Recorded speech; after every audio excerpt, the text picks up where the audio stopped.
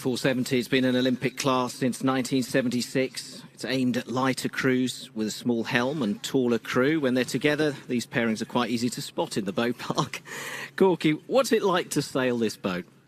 It's hugely technical, the alterations you can make to the rig, the sail setup, and that's why it takes a lot of experience to be able to get the boat set up. The wind changing and the amount of controls that they've got is huge. And again, that just then takes away then looking at the teamwork, the synchronization that each of the teams have to get in place. And the concentration, of course, in any class, but within the 470, because of that technicality of the amount of changes you can do within the boat, you've also got to keep that focus on the strategy and what you're doing out of the boat. So a very difficult boat. Again, it is the smallest of the sailors in it, but equally as fit as many of them all on the water.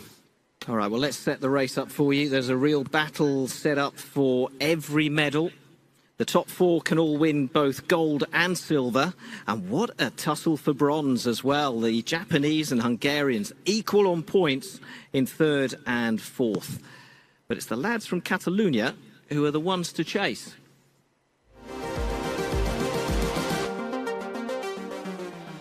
We are here in Miami on Sunday with a really sunny and good day, so enjoy the day and let's see if we can keep the first place. Well, they joined forces 18 months ago and their results have improved with every event, culminating in silver at the Hempel World Cup Series final last year. And Evie, they're definitely a team on the up. Yeah, definitely. I remember seeing them sailing in Aarhus also, where they took the bronze medal. I think they're really happy. If you look at them, they are full of good vibes and really going into this medal race with nothing to lose. I think they're just gonna sail their best race. They're gonna take a close eye on the Swedish team, I think, because the third and the fourth are quite far behind, so they have a little bit of breathing space there. So I think, yeah, they will stay close to the Swedish and then sail their own race for the rest. Well, just 4 points behind the Spanish are the European champions.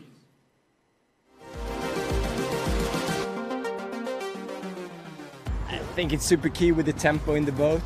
You need to keep the focus all the time, but you still need to be able to, change, to do quick decisions and be very patient. The Swedes were actually leading the regatta until they were disqualified from yesterday's last race.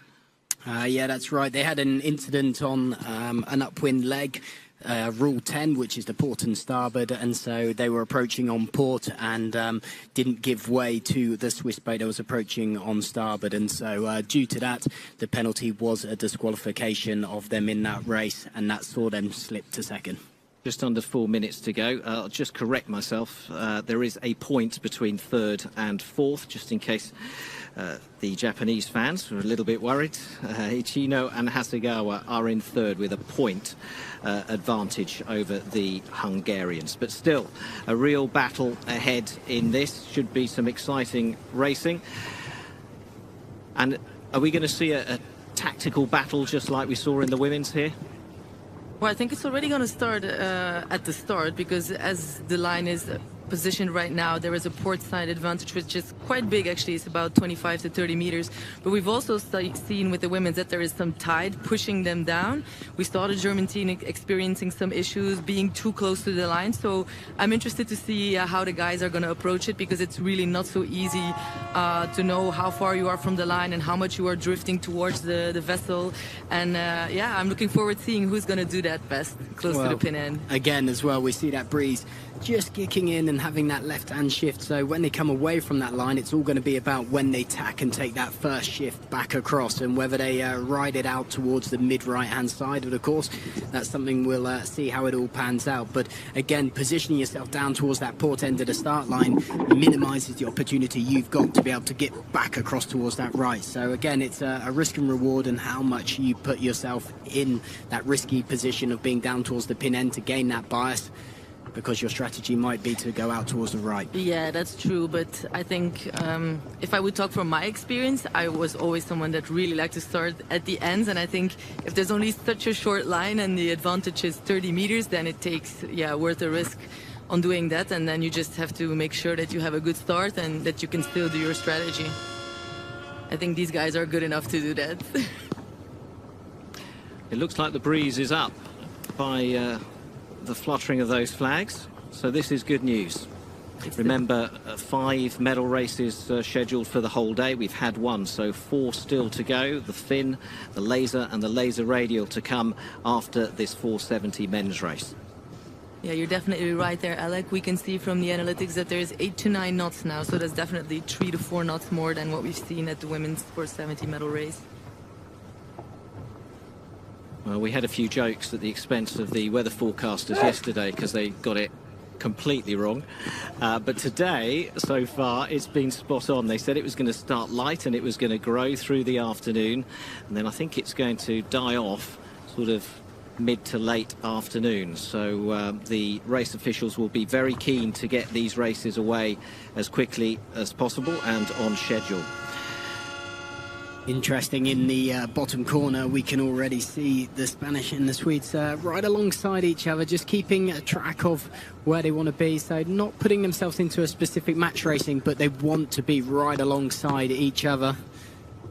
That gives them a little bit more control, but we can see the fleet spreading out across that line. A couple of boats going down towards that pin end, so still slight bias on that pin end, not as strong potentially.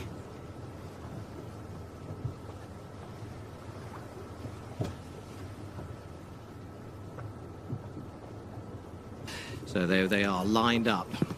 We have the advantage of a drawn line on the water, so we can see exactly where they've got to be. And they're trying to hit that line as close to zero as possible, but certainly not before. 9 nations taking part in this 470 men's final.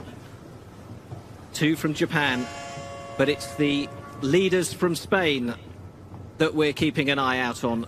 And the Swedes, Dahlberg and Bergstrom, can they catch them? The Swedes need to put 1 boat between themselves and the Spanish. It's an all-clear start, and they're off, and there are our leaders overall. Spain 44.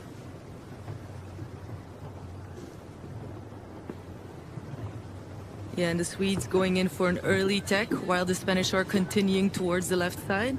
There was definitely a port end bias from still about 25 meters, and we can see that the wind was also quite far in the left corner, about 150 degrees, which is a little bit more to the left than 10 minutes ago.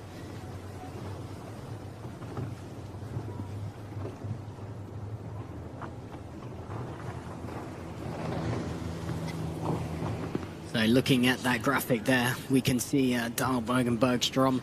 They took a nice shift out of that one. We were talking about this first shift and seeing if they could identify where that was. They've been able to take that tack, and we've seen this first third of the race course give that little bit of a flick and favoritism towards that right side, and then it closes up and becomes a little bit more centralized, and the left favoring at that top end of the race course. So again, they've managed to hit that first shift, come back away, and allows them also a little bit of separation from the Spanish team as well. So they're being able to get that breathing space and the chance to break away.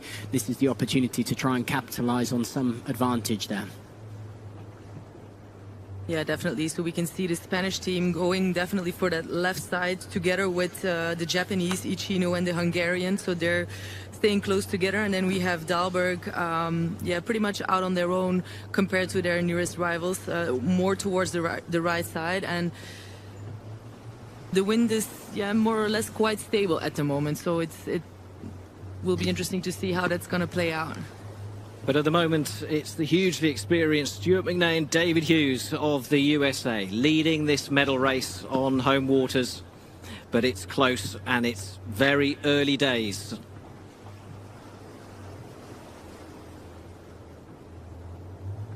Well, again, it looks on this right-hand side, the breeze just up to 8.5, 9 knots as they kicked off. About 1 minute 20, there was the breeze increased. We see that little dial-up, but again, it's looking a little bit more favoritism on this right-hand side. It looks like the breeze is staying consistent on this right side. It's starting to filter out and go a little bit softer on that left-hand side.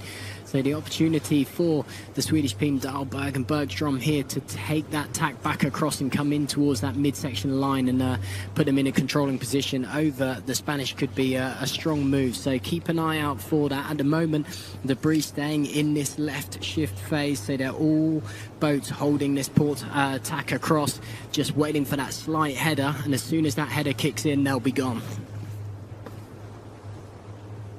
Yeah, I couldn't agree with you more. And I think we're also looking at a different situation compared to the previous race. There's definitely some more breeze, 8 to 9 knots. So you cannot compare it to what we've seen before at the women's. And I'm hoping for them that the shift from the right is going to come, because otherwise they can be into some trouble.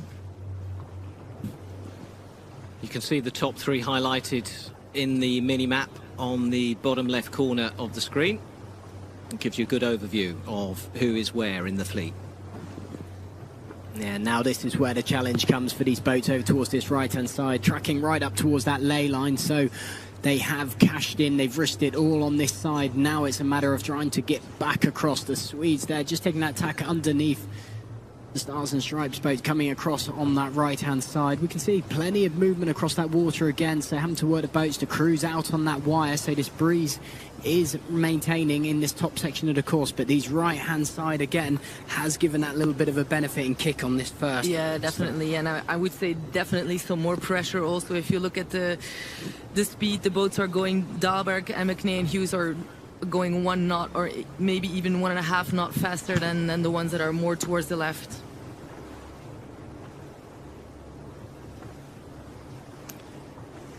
So the boat with it all to do are the Spanish.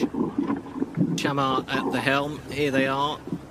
If they want to regain that overall lead, they need to move up the fleet. They can't afford to be further than 1 boat behind the Swedes if they're going to regain the gold medal.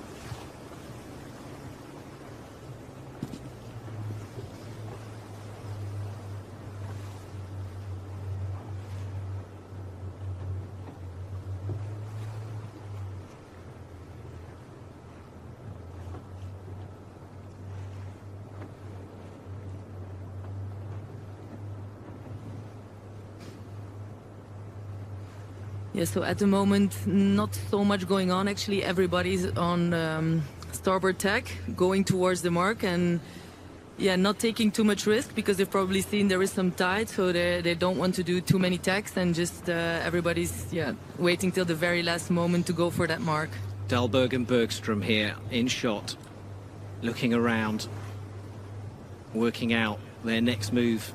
How many moves ahead do you try and work? Well, that depends. I think at the moment they are in a quite comfortable position because their nearest rivals, obviously, is the Spanish team, who are pretty far down the leaderboard at the moment, but they still need to put 1 boat between them in order for them to win. Wait. Oh, a lot of jostling for position here coming up to the top mark. And the USA squeezing in on the inside of the Swedes to round the top mark in the lead. Then it's Dahlberg and Bergstrom. The Israelis are in 3rd.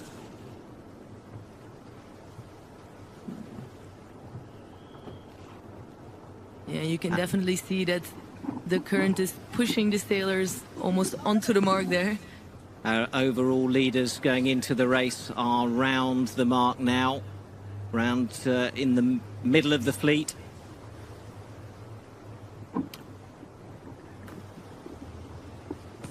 And it looked like the Japanese were heading off to the left side. Yes, I think they're the only ones at the moment going for the left.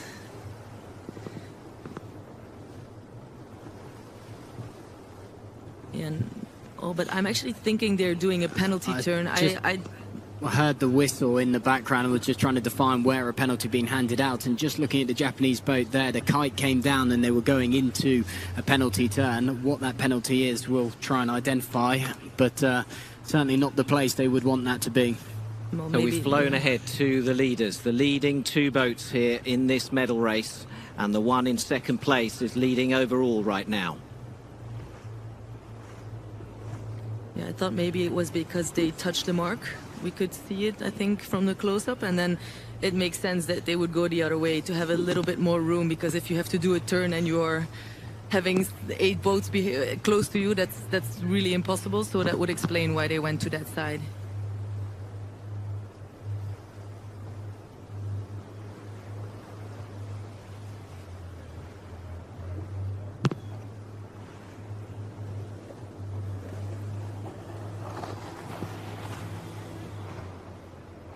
Well, if you're a club sailor and you struggle going downwind, controlling your spinnaker, have a good look at this.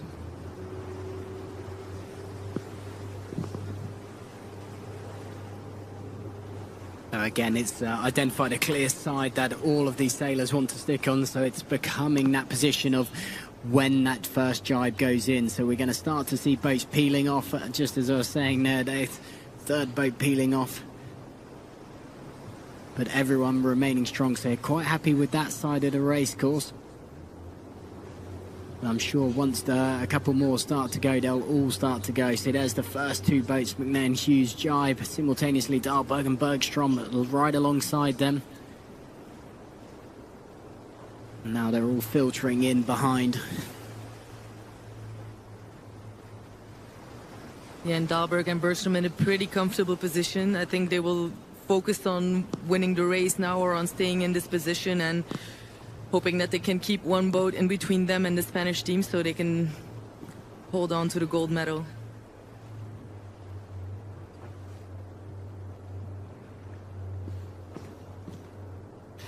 Very difficult for Chama and Rodriguez once they'd fallen so far behind in these conditions. Very difficult for them to regain the advantage and work their way up the fleet. Well, again, the nice thing is within the 470, we can see them all tucked in quite tight and bunched in, and so they're all looking to hold their clear lane. And as soon as it narrows and starts to push them into a bit more of a convergence side, exactly where down at the bottom gate. So by getting down towards that gate, it squeezes them and again presents the opportunity for overtaking. So again, we can see them positioning themselves over on that further side. They've got a clear lane. They're looking for that inside line, but it all depends on where the other boats all position and which mark they decide to take. Which way would you go, Evie? I would say on this downwind, probably a little bit more to the left where the Israeli team is, because I think from the upwind we could see that definitely the Swedes, they made some huge gains together with the Americans. On the right side there was a little bit more pressure, and we can actually see that again here in the downwind, that looking down, it's the left side that has a little bit more pressure. I think the Israeli team definitely gained some ground on McNay, and Dahlberg and Bergstrom actually passing them. So we've had a lead change at this bottom gate, with the Americans taking the advantage.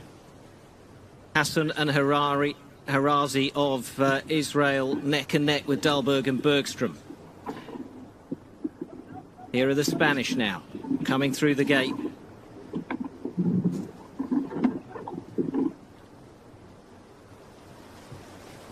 So the Israelis heading off this, or up this right side now.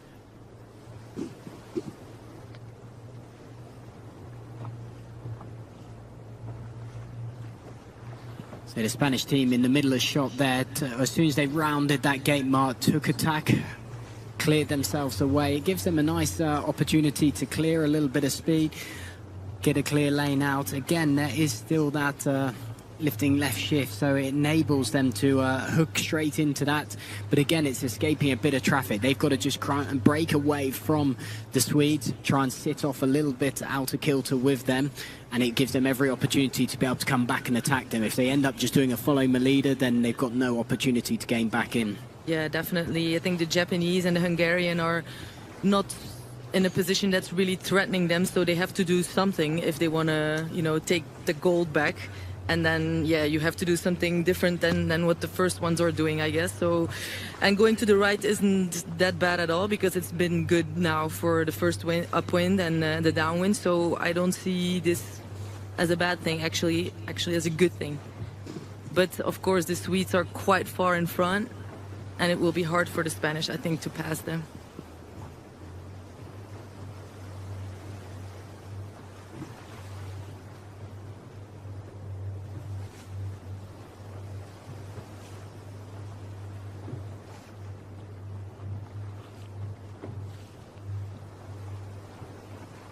Yeah, definitely a left-hand shift at the moment. The wind's down to 150 again.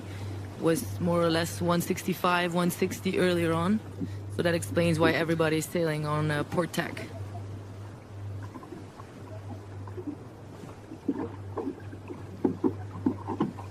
But what a difference half a leg makes as the overall lead changes again. And this time the gold is back in the pockets of the Spanish. Dolberg and Bergstrom drop down from the lead, down to fourth. We're about halfway through the race now. And that was exactly what the Spanish team wanted, taking that tack straight out of the gate. They got onto that lifting left shift, cleared a bit of air, got away from some of the traffic, saw them going towards more of that side that we've seen favour a little bit more, that mid-right side in that first third of the race course. And it enabled them to just get that little bit of breathing space, and then when they've tacked and come back across them, it's allowed them to tack the Swedish. And so that has been a real crucial manoeuvre for them at that bottom part of the race course, and now it's a matter of staying in contention and trying to close that gap even further. Yeah, exactly. If you don't defend well and if you don't stay in between the mark and your opponent, then it can go really quickly if there is a small change in wind or if you have a little bit more pressure, and that's exactly what happened now with the Spanish and the Swedish.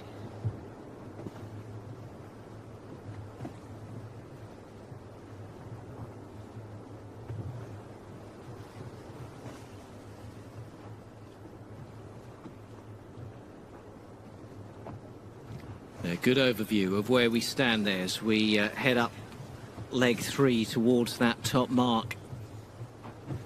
So we have the leading 3 boats in the race in the centre of the picture, but the real battle is happening between the Swedish and the Spanish boat at the top of the shot. Yeah, so we could see them doing a little bit of tacking there. I think the Spanish, they just want to stay close now because they can actually finish one place behind to hold on to the gold. So it wouldn't be too smart to get too much of a separation. Well, that was what I was just going to pick up on. It seemed a bit of a strange one, unless they're really trying to protect that right-hand side. They did an aggressive cover there, which sent the Swedish team, Dahlberg and Bergstrom, straight back out into attack and taking them back out towards that left-hand side. So unless it was to force them away from this right-hand side, it has created that separation. And, of course, the greater the separation, the greater the risk. But they are protecting that right middle side of the course. Of course, they've got the rules of the road on their side as well as to come back across on starboard. But quite an aggressive manoeuvre and has created that split again. And we should mention as well Ichino and Hasegawa of Japan, who started the day 3rd overall. They're holding on to that position both in the race and in the medal tally. And they've just really raced their race. They haven't worried too much about the Hungarian brothers, the Gyapjas, who were just a point behind them in the standings and are now currently 7th. The Japanese seem to be quite happy just holding on to that bronze medal position, sailing their race and making sure they come away from Miami with a medal in their pockets. McNair Hughes of the USA still out in front in this medal race, but it's these guys who are first overall ahead of Dahlberg and Bergstrom. Yeah, so we just saw them make attack, and I hope that they are going to look for the Swedes again on the left side and try to get in control again, because that was quite risky, I would say, this move. Well, they're in mid-picture there, just to the right of the leaderboard, and you'll likely see those gold bibs tack straight in front of them, so it controls them into the mark. There's the tack. They just go out a shot behind that leaderboard, but there's lead side. But if they stay where it is, the Swedes will have the inside line to that mark. So they're going to have to keep an eye on those boats approaching on starboard. Look how close they are coming into the mark. They're squeezing them up just to slow them down. So now the Spanish put the tiller down again. So they've borne away the speeds come on. So a nice aggressive move from the Spanish, where they'll try and tack into the gap here and put a boat in between them. That was a great tactic, really strong, aggressive manoeuvre. So they stuffed that boat up to windward, allowed them to stall, then put the tiller back down and built that speed on to enable them to speed back into that gap. And also, looking where the Swedish tacked in on that port side, it looked pretty close. Obviously, the camera panned away from that, so whether there is any penalty picked up on that or whether the Swedes had the space to do so. But it is back in control for the Spanish. But look at that. Look how close this fleet is as they head off on this final leg down to the bottom of the course before the dogleg to the finish. So little in it. There are our overall leaders with the yellow bibs ahead of the Swedes. The red bibs of the Japanese sitting in 3rd. Yeah, definitely great move by the Spanish. I would say it was quite risky, but I figured they maybe went to the right a little bit more because they saw how much they gained on that by doing that at the first half of the second upwind. And in the end, they played it really, really well. And I have the feeling that on the upwind, they're also going quite fast, and they have the confidence that they can pull this off. Yeah, so the only thing that the Spanish want to do now is defend their position. They are in front, so for now they are definitely, for sure, getting that gold medal. And they can even be one place behind the Swedish, but I'm pretty sure that they're not going to let that happen.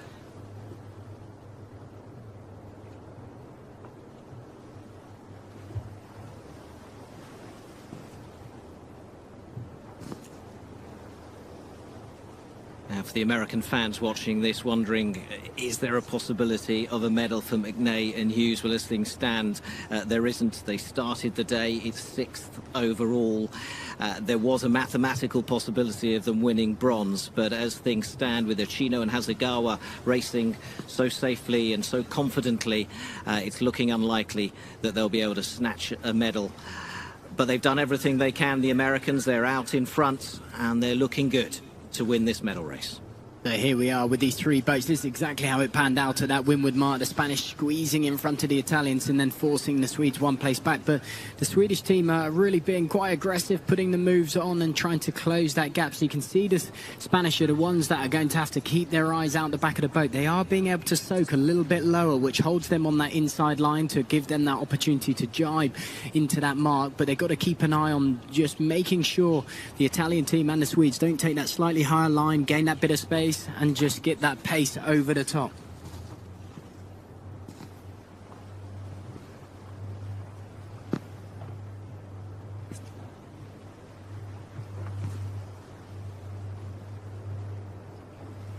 So once again, same as we saw in the 470 women, we've got that final reaching dogleg across to that finish, and so this is where the boats all converge in on this final mark. And so the positioning is crucial, that you get that inside line around that mark, enables the clear breeze and a run to the finish. If you're pinned to that outside, there comes the jibe now from the Spanish on board with them. When we pan back out and see an overview picture, we'll see exactly where they've jibed in.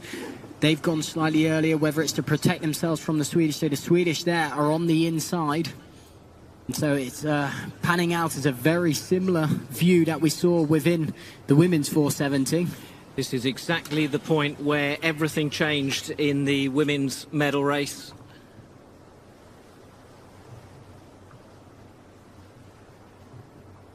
Achino and Hasegawa slipping up into second place now, ahead of the Israelis. Yeah, and from the analytics we can see that the Swedish team has some great boat speed there, a little bit more on the left.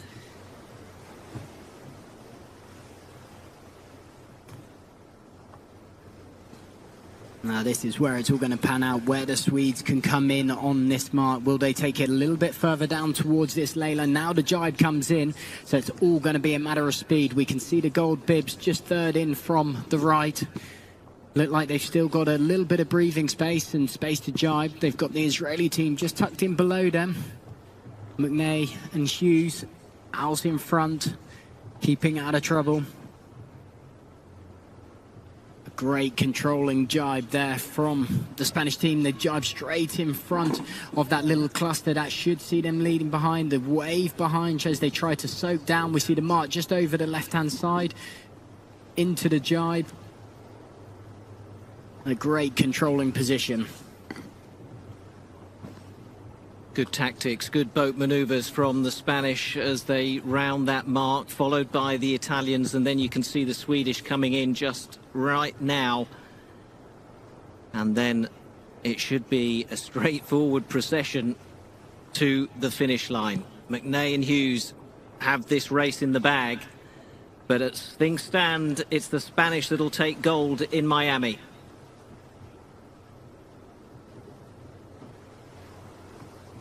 Concentration on their faces. Jamar looking back, keeping an eye on the opponents, on the Swedes. And I think the Swedes have run out of racetrack now.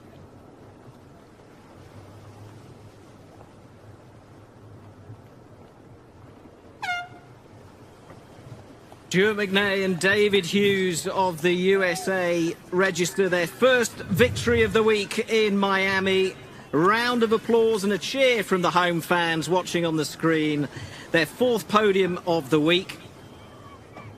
So they end the week here in Miami with a lot of pride, the Americans. But here comes the rest of the fleet now. The Spanish haven't quite crossed the line, but they know they've won it. Ichino Hasegawa of Japan are going to be second, and that's enough for the bronze. And the Spanish come across the line now. Jordi Chamar and Nico Rodriguez, the silver medalists in the Hempel World Cup Series last year. And here they take the gold in the 470 men's.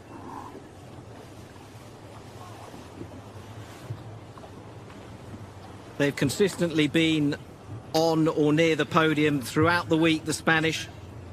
They've really enjoyed their week here, and they've always got a smile on their faces. Disappointment for Dahlberg and Bergstrom, or will it be? I mean, they started in second overall, and they're going to take that silver medal position. So in the end, after much toing and froing, much tactics and overtaking manoeuvres and so on, we are exactly as we started the day. Gold went to the Spanish, silver went to the second-placed Swedes, and the third-placed Japanese remained in that bronze medal position.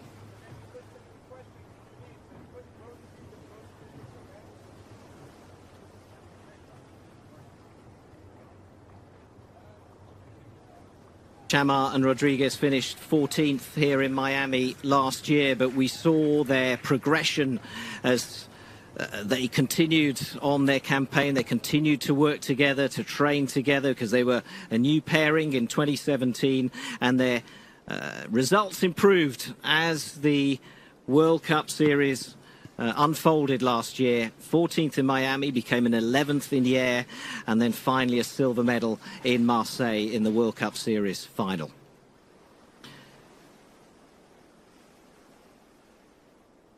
And what a way for them to start 2019 and continue their progression towards qualifying for Tokyo 2020.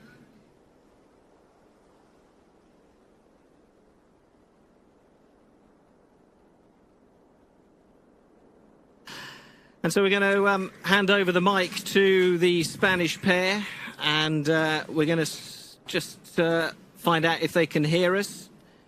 Jordi, Nico, yes you can. Congratulations. Big smile from you. Thank you so much. Thank you, thank you. Hard work though, wasn't it? Yeah, it was a tough week, but really, really good for us. We had a really long pre-season, so now being here is really good, and obviously we are very, very happy. But of course, really to keep working now, yes, I'm really happy. Yeah, the season has only started right now, and we have to keep pushing. And we have a year and a half for the Olympics, so now our plan is to work, push, nothing else. We'll talk a little bit more about that race that we've just enjoyed. The difference really was that manoeuvre at the bottom gate at the end of leg 2. Can you talk us through that?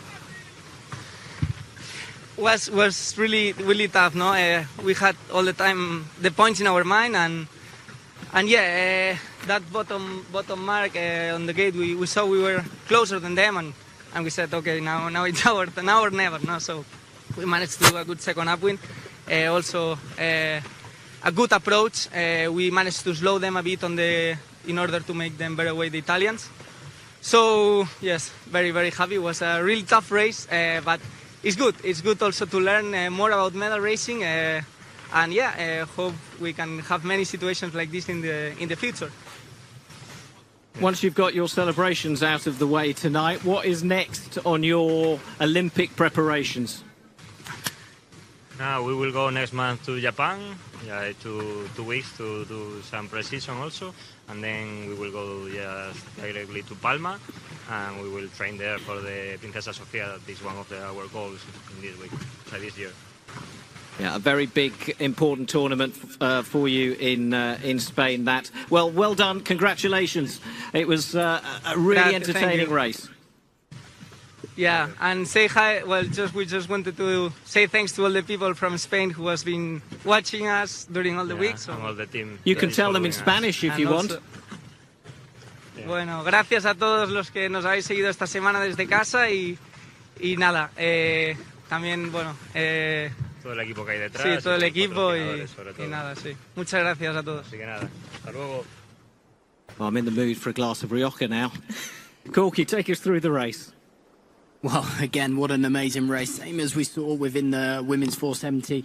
Very tricky conditions, and it all came down to nearly that final sort of mark and that final turn. So, but let's go back to the start and see how it all panned out. So straight away, we can see a group of boats clustered all the way across the length of the line. There was a slight port bias, but we said the Spanish team coming away on that pin end, looking to try and just break up. But this is where the first bit of advantage came to the Swedish pair. They took that tack a little bit earlier out. They managed to gain that first shift out. Dahlberg and Bergstrom, they're in shot now, taking that first shift. This was the first bit of separation we saw between those lead two boats, and that's what created where we've seen time and time again that first third of the race course, a slight advantage on that right-hand side. The breeze just seems to hold and give that lift on that side. So we'll spin through to the scene two and look at how that right-hand side panned out. So a straight in shot, Dahlberg and Bergstrom still continuing along with that fleet on that long port tack as they came out towards that right-hand side. That was where they then took that tack and came back in towards the middle side of the fleet. Let's spin forward to scene three and look at the aggression that sort of then came in at the bottom gate. This was where we talked about that crux. The Spanish in the middle section of the racecourse there, you can see coming back across on port. They came round that gate mark, took that tack, managed to get a clear lane out and escape. That was a nice lifting port tack, and it enabled them to get back out towards that mid-right-hand side. Dahlberg and Bergstrom struggled with a little bit of breeze on that far side, and that gave the opportunity for the Spanish team to come back across the mid-fleet, and that was exactly what we just picked up on, saying that was one of the cruxes that we saw. But of course the battle remained all the way through up that upper wind leg, on that second upwind leg, right until that windward mark. So let's spin forward to scene four and we can see the aggression come in. So both boats coming in on port here. A big little or a luff coming up from the gold bibs there, just enough to stall the Swedish boat. The bow goes down, the speed comes on, and it provided that opportunity for the Spanish then just to tack in and around that, and that Italian team squeezing in and providing that extra space. But no way did they have a chance to have that breathing space on the way downwind. Very, very tight, and the bundle came down towards that final mark again, and that's where the positioning into that final mark was crucial. So let's spin forward to scene 5 and look at that 3D graphic of how the teams were panned out. So we saw Dahlberg and Bergstrom take that jibe slightly earlier, run down this outer side, and again a very similar scene to what we saw in the women's 470. But for the Spanish team, they were just enough speed on that inside line. So now we see the Swedish team jibing and coming back across. And this was exactly where the Spanish then will move into scene 6, where the jibe came in and defended their position perfectly. So that jibe came in, allowed them to now round in third place, around in front of that group, and hold on to their gold medal. So very, very tight racing. We saw a couple of key aggression moves from the Spanish team that gave them that gold position. But again, there's no let up until right to that finish line. Confirmation of the results with the Spanish out in front then. Dahlberg and Bergstrom in second and Achino and Hasegawa in third, which is indeed how the leaderboard looked going into the race. But a great performance from McNay and Hughes, winning that medal race and finishing here in Miami in 4th place.